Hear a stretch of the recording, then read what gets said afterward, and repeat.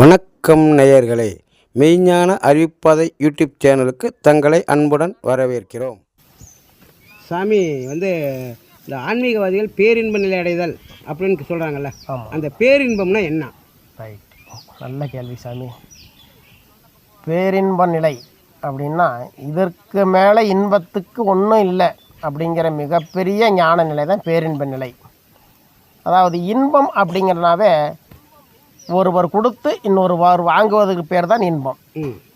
பிறர் கொடுத்து நாம் வாங்குவதால் இது என்றைக்காக இருந்தாலும் முடியத்தானே போதும். ஒருத்தர் இன்பம் எனக்கு கொடுத்துக்கிட்டு இருக்கிறாரு, எத்தனை நாள் தான் இன்பம் கொடுத்துக்கிட்டு இருப்பார்? அது என்றைக்கா ஒரு நாள் முடிய போகுது. அப்போ அவர் நிறுத்தினார்னா அது எனக்கு இன்பம் முடிஞ்சிடும். ஆனால் அந்த பேரின்ப நிலைங்கிறது எப்படின்னா, தனக்கு தானே கொடுத்து தானே வாங்குவது பேரின்பம். பிறர் கொடுத்து வாங்கினோம்னா சிற்றின்பம், தனக்கு தானே கொடுத்து தானே வாங்குவது பேரின்பம். இப்படி சுருக்கமாக சொன்னால் எப்படி விளங்கும்?